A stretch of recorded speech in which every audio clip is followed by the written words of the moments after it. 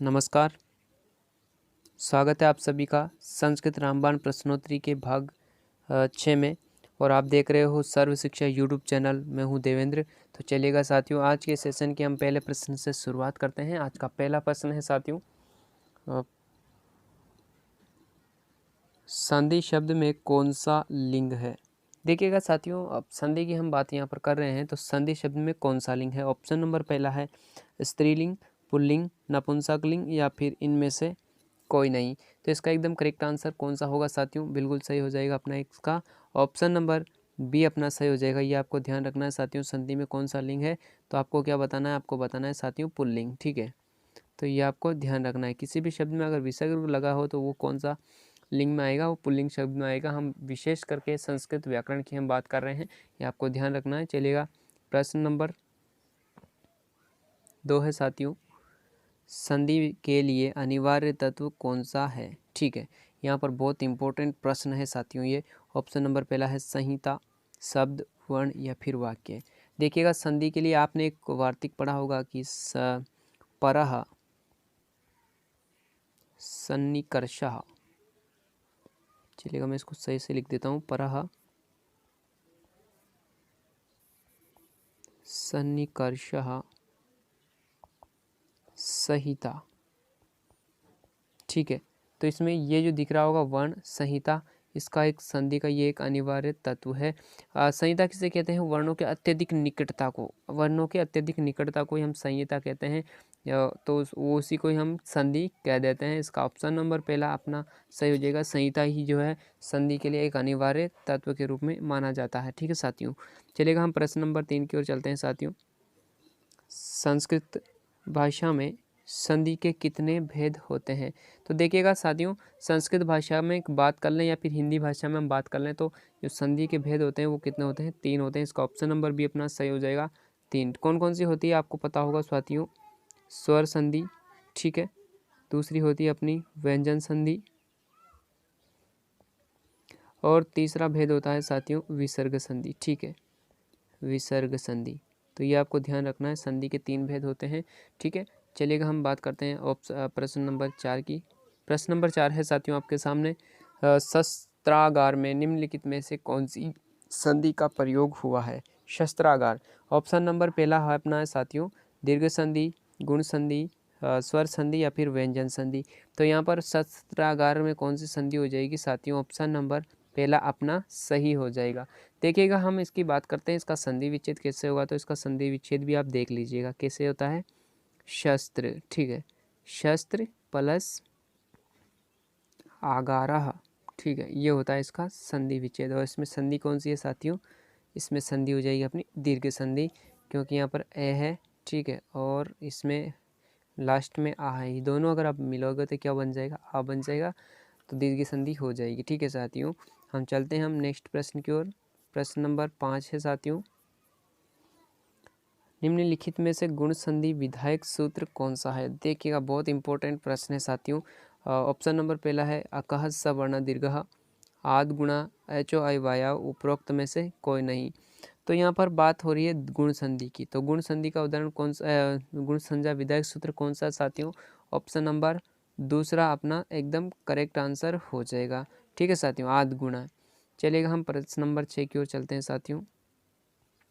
निम्नलिखित में से संधि दीर्घ संधि करने वाले सूत्र का चयन कीजिए।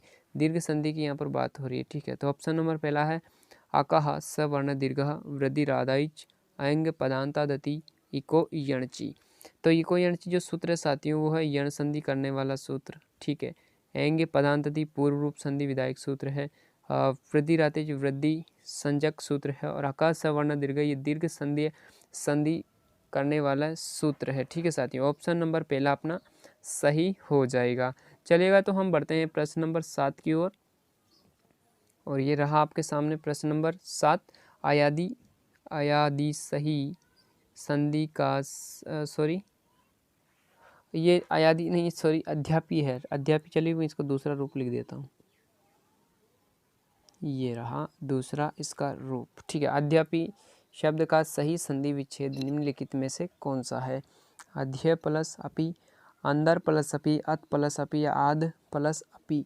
तो तो इसका एकदम करेक्ट जो आंसर होगा मेरे प्यारे साथियों वो हो जाएगा ऑप्शन नंबर पहला अपना सही हो जाएगा, अध्यापी। और इसमें अपना जो इसमें संधि की हम बात करते हैं तो संधि कौन सी हो जाएगी दोस्तों, इसमें संधि हो जाएगी अपनी दीर्घ संधि। ठीक है, ये आपको ध्यान रखना है। चलेगा हम पढ़ते हैं प्रश्न नंबर 8 की ओर, और ये रहा आपके सामने। नील प्लस उत्पलम से बना सही शब्द कौन सा है?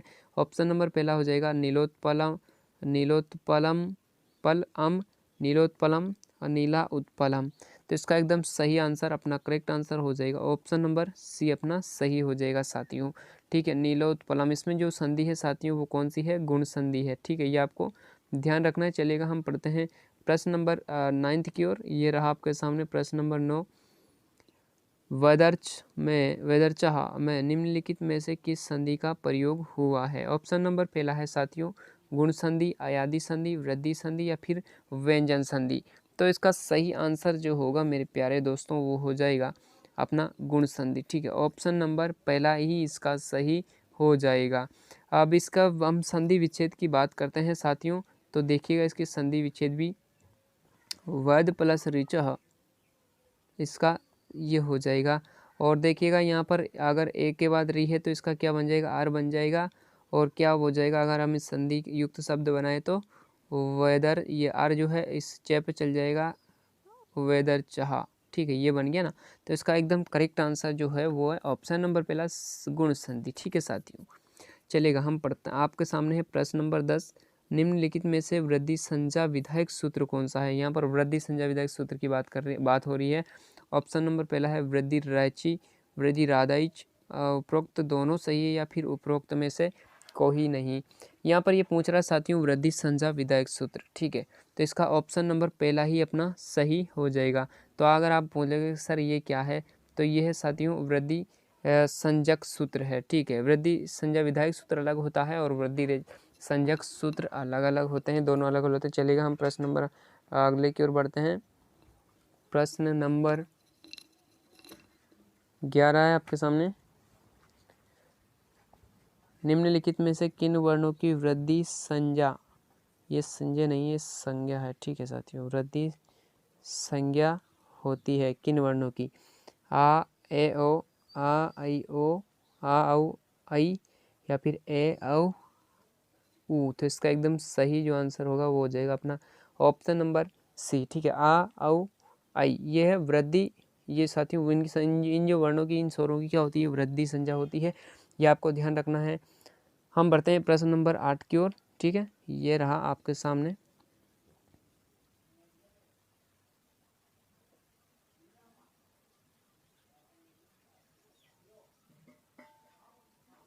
यण संधि विधायक सूत्र निम्नलिखित में से कौन सा है?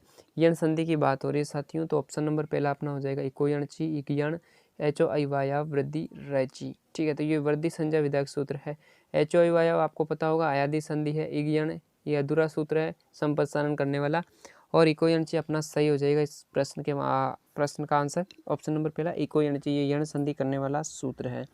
चलिएगा हम प्रश्न नंबर 13 की ओर बढ़ते हैं साथियों। प्रश्न नंबर 13 है अत्याचार का सही संधि विच्छेद निम्नलिखित में से किस विकल्प में है? ऑप्शन नंबर पहला है अत प्लस आचार, अति प्लस आचार, अति प्लस आचार या फिर अत्य प्लस आचार। देखिएगा बात करें तो ये पूरे ऑप्शन क्या है साथियों गलत है, लेकिन मैं आपको बता दूं अलग से मैं इसको बता दूं, इसका जो सही आंसर होगा साथियों वो होगा देखिएगा अति प्लस आचार। ठीक है, ये होगा। बाद में विसर्ग नहीं है इसलिए ये पूरे विकल्प क्या हो जाते हैं? गलत हो जाते हैं। इसका सही ऑप्शन ये हो जाएगा अति प्लस आचार। चलेगा हम प्रश्न नंबर 14 की ओर बढ़ते हैं। प्रश्न नंबर 14 साथियों निम्नलिखित में से पूर्व रूप संज्ञा विधायक सूत्र निम्नलिखित में से कौन सा है? ऑप्शन नंबर पहला है एंगे पदांतादति, एंगी पर रूपम। उपरोक्त दोनों सही है या फिर उपरोक्त में से कोई नहीं।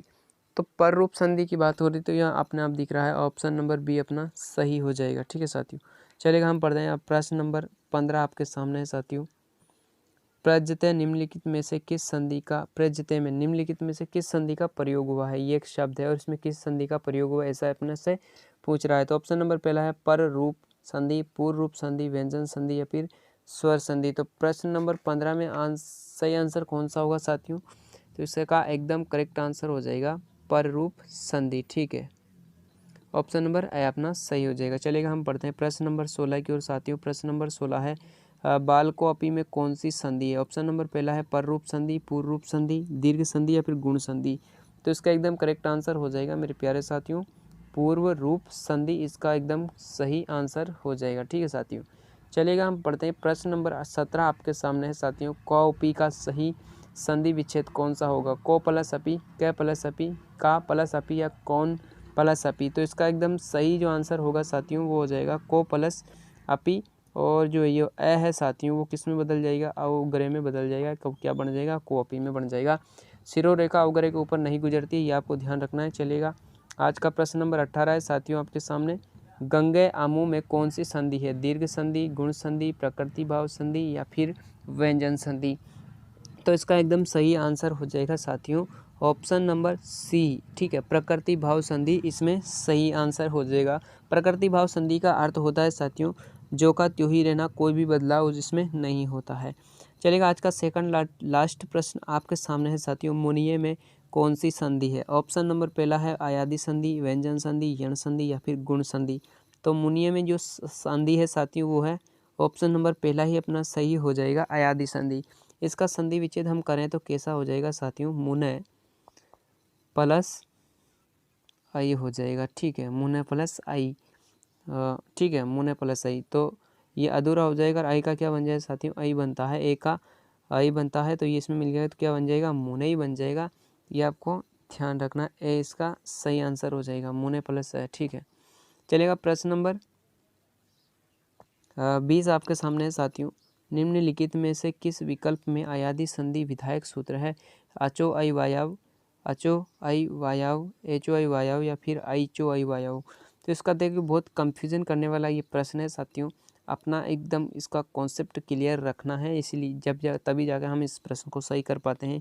इसका ऑप्शन नंबर सी अपना सही हो जाएगा साथियों, एचो आई वायव सूत्र से अपना सही आंसर हो जाएगा। देखिएगा यहाँ पर एच प्रत्याहार है और इस एच प्रत्याहार में कौन कौन से वर्ण आते हैं ये आपको ध्यान रखना है। एक तो आता है साथियों ए, एक आता है साथियों ओ, एक आता है साथियों अपना आई और एक आता है साथियों आओ। ठीक है, तो इसका बनता है साथियों आई बनता है, इसका साथियों बनता है आओ, इसका क्या बनता है साथियों? आई बनता है और इसका साथियों बन जाता है अपना आओ बन जाता है। ये आपको ध्यान रखना है। तो कौन सा सूत्र है आयादी संधि का? एच ओ आई वायाव। तो चलेगा साथियों, आज के सेशन की हम यहीं पर समाप्ति करते हैं।